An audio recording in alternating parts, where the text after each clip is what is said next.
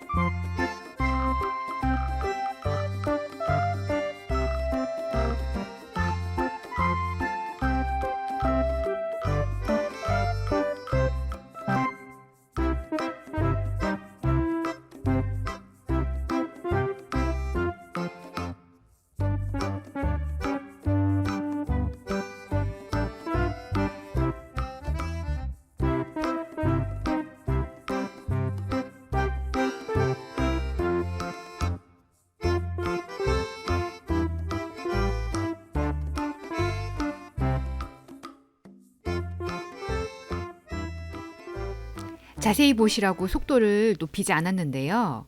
이때 초보이신 분들은요. 목둘레 곡선을 봉제하실 때 뒷목점을 중심으로 양쪽으로 2번 봉제하시는 게 훨씬 더 안정감이 있으실 거예요. 이렇게 모두 아몰라인과 목둘레 라인을 봉제하셨다면 곡선 부분에 가위밥을 아주 예쁘게 넣어주세요. 봉제선을 건드리지 않으면서 특히 곡선이 깊은 부분일수록 촘촘하게 가위밥을 넣어주세요. 그래야 뒤집었을 때 그 부분이 자연스럽게 나온답니다. 그런 다음에 양쪽 어깨를 창구멍으로 활용해서 한쪽씩 뒤집어 줍니다. 어머, 그 꺾이는 부분에 가위밥을 안 넣었네요. 이렇게 살짝 모서리 부분은 오려주셔야 뒤집었을 때 그 포인트가 아주 깔끔하게 나옵니다. 뒤집어준 상의를 다리미를 활용해서 곡선 부분을 잘 다듬어 주세요. 이때 앞부분에 여미는 부분, 코너 각이 뭉툭하죠. 이 부분을 바늘과 실을 이용해서 매듭을 좀 두껍게 해요. 그런 다음에 이 코너에 살짝 한 땀을 뜨신 다음에 잡아당겨 주시면 이렇게 코너가 아주 예쁘게 잘 빠져요.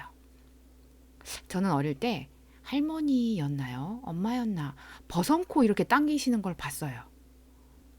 다리미로 목둘레 부분과 아몰 라인을 잘 정돈하셨다면 이제 앞에 여밈단부터 목둘레 부분을 한번 상침해 주는데요. 그 전에 안쪽과 여밀 끈을 살짝 터서 넣어줄 거예요. 그런 다음에 전체적으로 목둘레 부분을 한번 상침하겠습니다. 목둘레 부분의 상침이 끝난 모습인데요. 그런 다음에 양쪽 옆선을 이렇게 맞춰주시면 돼요. 겉감은 겉감끼리, 안감은 안감끼리 만나게 한 다음에 경계를 앞뒤판을 잘 맞춰주세요. 그런 다음에 여미는 끈과 만날 안감 쪽에다가 끈을 넣어주세요. 이런 식으로 2개를 고정을 하셔서 이 부분을 봉제하시면 되는데요. 코너 각을 살려주시는 게 되게 중요해요.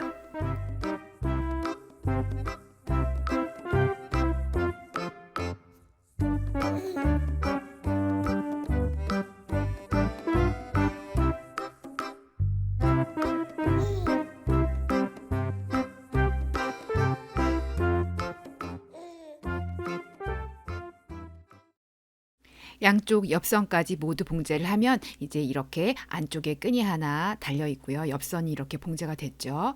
이쪽도 봉제가 됐고 겉에 있는 끈과 안쪽에 있는 끈의 자리가 잘 맞았는지 확인을 하시고요. 봉제한 옆선을 이제 이렇게 고정을 시켜줄 거예요. 이렇게 하는 방법도 있고 옆선을 따라서 겉에서 상침하는 방법도 있는데요. 저는 살짝 되돌아받기 위해서 포인트 부분만 박아주겠습니다. 그 다음에 안쪽을 여미고 단추의 위치를 정하신 다음에 단추 달 부분과 단추구멍을 만들 부분을 자리를 잡아주세요. 단추구멍 낼 부분에 심지를 붙여서 구멍을 튼튼하게 해야 되기 때문에 저는 이렇게 이 부분에 단추구멍을 내겠습니다. 먼저 단추 구멍 낼 부분과 단추 달 위치에 안쪽에 심지를 붙여주겠습니다. 좀 더 튼튼하게 보강을 하겠습니다. 완성된 단추구멍의 모습이고요. 단추구멍을 뜯어줄 때는요. 이렇게 실뜨개를 활용해서 앞에 뾰족한 부분으로 먼저 뜯어주시면 안쪽에 칼이 그 경계되는 부분을 이렇게 자를 수 있거든요. 그런 다음에 끝까지 가시면 잘못하면 구멍을 오버할 수 있기 때문에요. 끝부분에 뾰족한 걸로 바늘처럼 찔러서 명확하게 구멍만큼만 찢어주시면 돼요. 그러면 단추만 계획했던 위치에 달아주면 상의 패턴은 이제 완성이 되었고요. 치마를 재단해서 연결해 볼게요. 기존 패턴에서 치마 폭과 길이를 좀 더 심플하게 직사각형으로 변경했고요. 여러분 재단하시기 훨씬 편하시겠죠. 이렇게 치마 폭을 골선으로 재단한 뒷폭 치마 1장과 앞폭 2장을 연결해서 오버록 처리했어요. 그런 다음에 앞에 여밈단이 있는 부분은요. 한 번을 접어서 오버록 처리했어요. 보시는 것처럼 여밈단을 접어서 밑단을 오버록 처리했는데요. 그 오버록 처리한 밑단을 한번 접은 다음에 다시 여밈단을 접어서 코너를 예쁘게 살렸어요. 이렇게 하면 여밀 때 앞부분에 조금 힘이 있거든요. 그래서 치마 떨어짐이 훨씬 예뻐요. 그런 다음에 치마 밑단과 여밈단의 옆선을 모두 봉제하시고 이제 완성된 상의 부분과 치마 각각 옆선과 뒤 중심을 맞춰서 집게로 고정을 시켜줍니다. 뒷치마 폭이 넓기 때문에요. 저는 가운데 부분과 상의 가운데를 한 번 더 고정을 했어요. 주름 배분을 더 예쁘게 하기 위함이죠. 이때 앞 여밈단의 상의 패턴과 고정하는 부분은 라인을 잘 맞춰주세요. 이 부분이요. 그런 다음에 노루발을 활용하셔서 주름을 잡으셔도 되고요. 장력을 이용하셔도 되고 편한 방법을 선택하셔서 주름을 예쁘게 잡아주세요.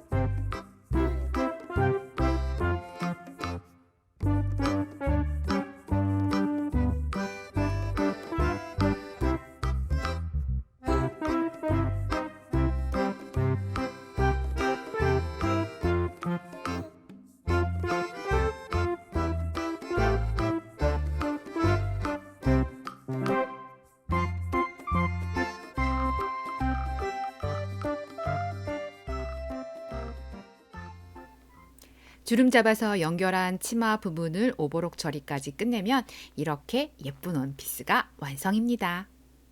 다시 한번 여러분 새해 복은 저보다 조금만 더 많이 받으시고요. 우리 올해도 신나게 달려봐요.